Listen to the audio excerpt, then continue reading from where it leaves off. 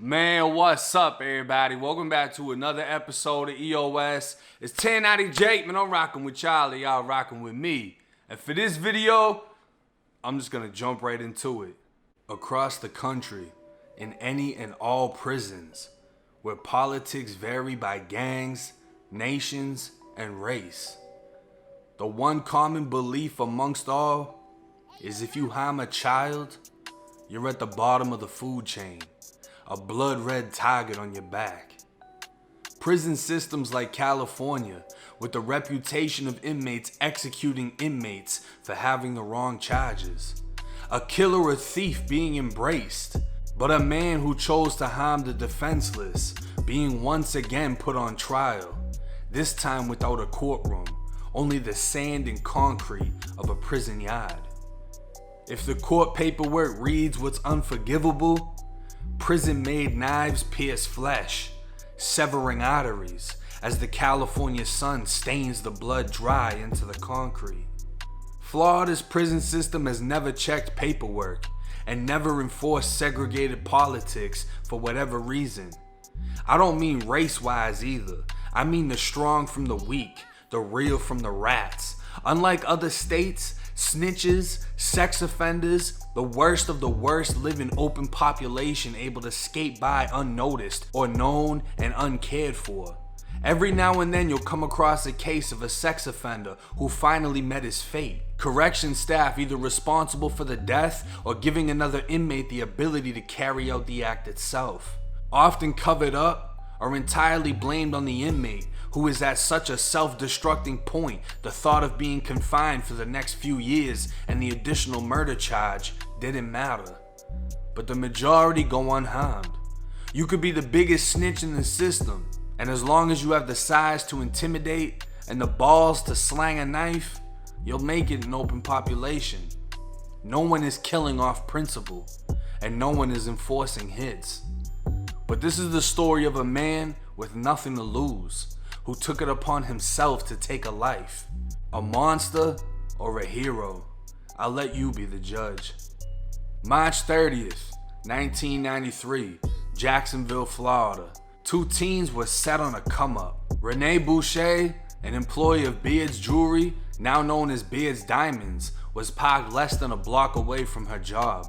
The jewelry store owner, John Lugo, in the passenger seat as gunshots rang out. Renee was shot twice, chest and stomach. Left unharmed, John was robbed for an undisclosed amount of cash as Renee died. Less than 20 days later, both teens were arrested, later being sentenced in January of '94. Jermaine Marshall only receiving 5 years for accessory to first-degree murder and conspiracy to commit robbery with a deadly weapon. Not only that, but he was released from prison the following year in '95. The only explanation I can think of is cooperation. Paul Dixon was sentenced to 5 years for the robbery and life for the murder. In 2019, Dixon would find himself transferred from prison to the Duval County Jail, a resentencing hearing deserved for the man sentenced to life as a juvenile. New laws giving him a chance at freedom. By now, he'd been incarcerated for 26 years, a hardened convict amongst the inmates within the jail. But he wasn't alone. David Ramirez, convicted at the age of 43 for a 2012 lewd and lascivious molestation of a 13-year-old girl, would find himself back in Duval County Jail. An I Love You Jesus tattoo partially visible on his chest through his uniform shirt. Time and time again, sex offenders found acceptance or hid under a religious banner, claiming to have been forgiven for their sins as they preach peace and holiness. Their peers believing only God may judge. Bible study was likely a safe haven for this man, as it is for many with charges like his, rosaries worn to disguise their demons. Likely in county appealing his life sentence, he would have never expected his death sentence. On the 5th floor of the jail, 3 men were inside of a cell meant for inmates already sentenced to prison or transferred from prison for court. Starting with a verbal argument, things quickly became physical between Dixon and Ramirez. Dixon viciously beating Ramirez, forcing his head into the toilet and violently drowning him as the third cellmate watched. Ramirez was dead. Dixon's chance at freedom was dead. And the thoughts going through the third man's mind after witnessing life turn to death so fast, I can't even begin to imagine. This is the reality of incarceration, the survival of the fittest, and karma all within one cell. To some, Ramirez wasn't fit to live, Dixon doing society a favor by flushing his soul down a toilet. To others, Dixon is a two-time murdering monster. Did he even do it because of the man's charges, or did an argument just turn deadly? You be the judge. Now that was one of the first deaths I've heard of where somebody was drowned inside of a toilet bowl, and you know, it's a swirly from hell. I'm not really sympathetic for the man that was violating a 13-year-old girl. I myself have a daughter. I just don't have the sympathy. In fact, I kind of feel bad for the 17-year-old that had a shot at freedom because of the new laws in Florida. You know, they were gonna go through a resentencing. He had a shot at freedom, and he no longer has it because he killed this man. But my question before everybody does the hero thing, oh, he did good, I'll send him something on his canteen, da da da da da. In Florida, from what I've researched, you know, when I hit Appalachia, the most recent murder that happened, I got to Appalachia in 2014. The most recent murder was in 2012. When a child molester was killed inside of M-Dorm. I don't know if he was a child molester. I don't know what he did, but it was some type of sex offense with a child. And they gutted him inside of the shower. From what I heard, there was mixed things. He owed money. He got into it with the Spanish people. This dude just didn't like sex offenders. Whatever it was, there was a couple of different reasons. Florida is not like California where if you hit, your charge alone will get you knocked the fuck off of the compound. Florida's not like that. Snitches, sex offenders, all kind of weird ass people will walk the compound openly. That's just how it is. I feel a major reason it's like that is we also don't have the PC yards. Going PC is mission impossible inside of the Florida Department of Corrections. You can get put into confinement, you can check in, get put into confinement, but when they have your PM meeting where your PM status is approved or denied, 99% of people get denied and they either go back to the same compound or they just get shipped off to another prison. And we have so many fucking prisons. Some people are able to avoid their problems that way, and then some people, you know, 2-3 prisons down the line, their problem runs into them and then they get hit up regardless. We also have zero structure. The gangs really do not enforce any structure outside of the gang itself. So unless one of the gang members had a charge like that, they would get handled. But just some random ass neutron that comes in, oh, he snitched, well, he didn't tell on us, we don't give a fuck. What are we gonna go stab him and lose all the shit we got going on? You know what I'm saying? Like, nobody is voluntarily signing up for bodies. No one's doing that. No one is enforcing the hits. So you were gonna have all types of pieces of shit on the compound around you at all times, and you really don't know who is who because nobody enforces checking paperwork. The majority of people in here, unless they're fighting murder charges and life sentences, they don't even have their paperwork from court. So it's a very ass-backwards environment compared to a lot of the other prisons and a lot of the other channels that are on YouTube explaining how things ran in their state or inside of the federal system. And from what I've personally seen, when it is found out